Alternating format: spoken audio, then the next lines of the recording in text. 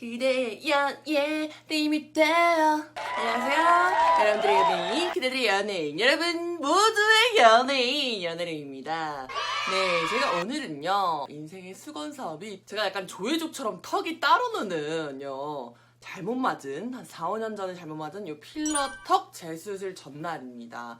이 턱 필러가 조회족같이 웃으면 보이시나요? 따라오는 거?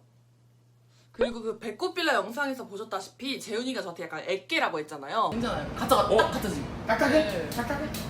따로 애꽤 느낌이 있네. 그게 이 느낌이 약간 필러 느낌이 그대로 나서 그걸 애깨라고 놀린 거거든요.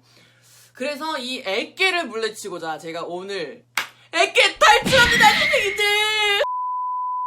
자, 이 수술을 하기에 앞서서 성형수술 여러분 절대로 함부로 하지 마세요. 이게 무슨 말이냐. 도대체 성형을 컨텐츠로 삼고 있는 사람이 왜 성형을 함부로 하지 말라는 얘기를 하냐. 저는 사실 이 턱 필러를 맞았을 때 그 당시에 턱 필러가 유행이라면 유행이었어요. 그래서 이 턱 필러를 맞으면 약간 뾰족한 턱이 될 수도 있고 좀 투박한 느낌을 없앨 수 있고, 제가 또 입이 크다 보니까 하관이 약간 큰 느낌이 있었어요. 그래가지고 이 느낌을 없애고자 이 턱 필러를 맞았었는데, 그 당시에는 약간 좀 핫한 시술이었고 다들 턱 필러를 많이 맞는 추세였습니다. 근데요, 제가 이 턱 필러를 맞으면서 느낀 게 한 해 한 해 지날수록 이 뾰족한 턱을 싫어하고 뾰족한 턱이 너무 많아지면서 이 뾰족한 턱이 부자연스러운 턱이라는 인식이 생기더라고요. 그래서 제가 생각한 게 뭐였냐, 턱 필러뿐만 아니라 이 앞트임도 그렇고요, 성형은 시대에 따라서 유행이 변합니다. 제가 2009년 처음 쌍꺼풀수술을 했을 때는 약간 앞트임이 어떻게 보면 약간 세트였어요. 쌍꺼풀, 앞트임은 무조건 같이 하는 그런 거였단 말이에요. 이 몽고주름이 한국인한테 다 있는 주름이라고 해요. 그래서 그 몽고주름을 피면서 앞을 좀 시야를 트여주면 좀 눈매가 선해지면서 좀 서구적인 이미지가 되는 그런 그때의 트렌드였습니다. 그래서 앞트임을 했었는데, 제가 쌍꺼풀술 6번을 하면서 제일 복구하고 싶었던 게 앞트임 수술이에요. 왜냐면 요즘 보세요, 수지씨, 뭐 설리씨, 아이유씨, 뭐 이런 설현씨 보면 다 눈 사이가 약간 멉니다. 눈 사이가 멀어지면요, 약간 동안이면서 약간 청순해 보이고 센 이미지가 없어진단 말이에요. 근데 제가 아무리 이렇게 좀 센 이미지를 탈피하고자 수술을 해도 아마 앞트임 때문이 아닌가 라는 생각을 점점 하게 되더라고요. 그래서 앞트임 복원을 하고 싶었는데, 뭐 복원이 이 앞트임은 바깥에서 복원을 하게 되는 거기 때문에 이 상처, 뭉끈 상처가 오래 남는다 하더라고요. 그래서 앞트임 복원은 마음에서 내려놓은 그런 상태고요.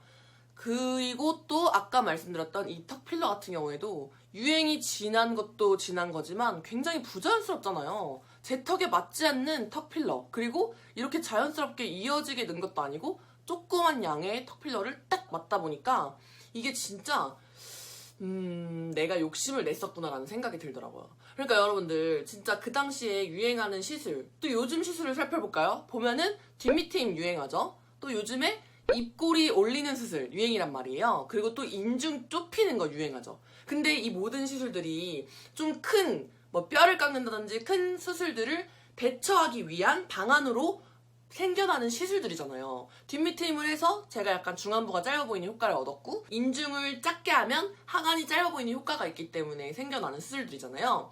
그런 수술들을 하실 때 정말 고려하셔야 될 게, 유행이 언제 바뀔지 모르잖아요. 정말 자기 얼굴에 맞는지, 내가 이 시술을 하면 나중에 후회하지 않을지. 보건 수술은 수술 비용비다 배가 듭니다. 절대 함부로 수술하지 말라는 점.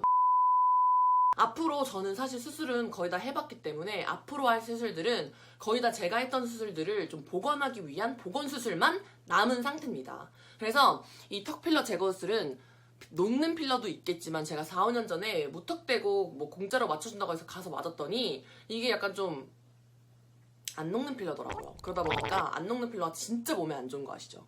이 몸이 필러라는 게 들어왔을 때 이물질로 작용해서 계속 밀어내는 그런 성질이 있대요. 근데 이 필러는 오죽하겠습니까? 안 녹는 필러인데. 그래서 자꾸 이렇게 내 턱이 아닌 것처럼 따로 노는 거죠. 제 턱이랑 필러가. 그래서 공짜로 맞춰준다고 할 때 가지 말걸. 그때 협찬이라면서 막 같이 가자고 해가지고 손잡고 다 같이 갔었거든요, 친구들이랑. 어쨌든 그렇게 공짜로 맞은 필러가 이렇게 화를 불러왔습니다. 그래서 이거를 긁어낼 수밖에 없다고 해서 입 안에를 절개해서 그 안에를 긁어낼 예정이에요. 근데 또 긁어내면은 이 필러가 피부층 또 안에 무슨 층들이 되게 많잖아요. 근육층도 있고. 근데 그 층층 사이에 필러들이 다 껴있기 때문에 한쪽만 긁어낸다고 해서 온전히 깨끗하게 제 턱으로 돌아오지가 않는다고 하는 거예요. 그래서 또 이 턱 필러를 제거하면 울퉁불퉁해질 턱을 대비해서 지방을 또 살짝 깔아야 한대요. 그러니까 이게 얼마나 큰 수술입니까 사실 이 필러 때문에. 근데도 불구하고 제가 수술을 감행하는 이유는 촬영할 때 너무너무 거슬려요. 이게 보이세요? 이렇게 따로 놓는 이 필러? 그래서 이게 너무 스트레스기 때문에 수술을 정말 큰 수술이죠. 필러 넣을 때는 그냥 주사 바늘로 한 번에 넣었지만 뺄 때는 째고 긁어내고 울퉁불퉁한 것 때문에 또 허벅지에서 지방을 빼서 또 깔아야 돼요. 얼마나 큰 수술입니까? 그리고 또 보시면은 제가 약간 이렇게 인디언 보조개처럼 이렇게 돼 있는 게 있어요. 보이세요? 주름? 보이시죠?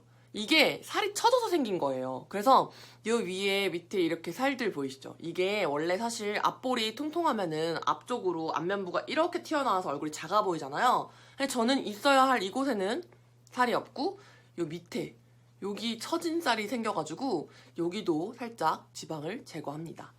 네, 여러분 어찌됐건 결론적으로 또 제 수술 하기 위한 합리화처럼 들리실지 모르겠지만 제가 말씀드리고 싶은 거는 수술을 함부로 했다가는 저처럼 보건수술을 하는 그런 실수를 범하게 된다 이런 말씀을 드리기 위해서 영상을 한번 찍어봤습니다. 네, 어쨌든 저는 턱필러랑 앞트임 보건수술을 남겨둔 상태인데 앞트임 보건수술은 할지 말지 아직 생각 중에 있습니다. 어쨌든 여러분들 절대 성형수술 함부로 하지 마세요! 안녕!